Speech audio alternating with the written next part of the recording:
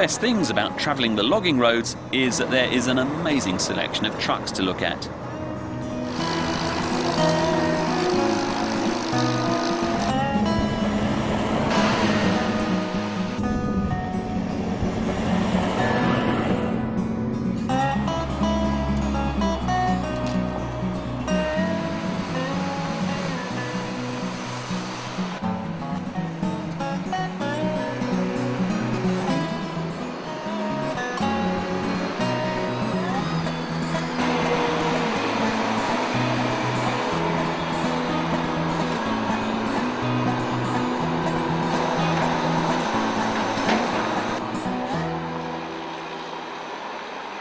The roots of Hayes Forest Services go back to the 20s, when Douglas Hayes started building the first real logging trucks.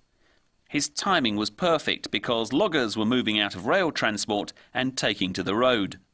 The trucks built an excellent reputation for robust reliability, and by the early 70s, Hayes was one of the biggest truck manufacturers in Canada.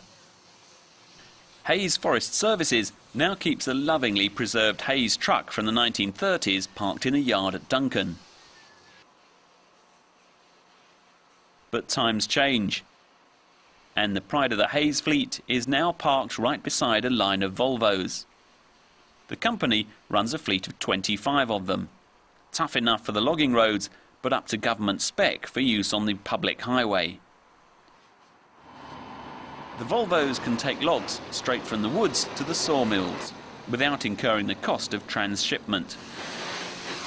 Dennis Rutan loves trucks, probably more than anyone else I've ever met. He and most of his fellow Volvo drivers clean their trucks every day.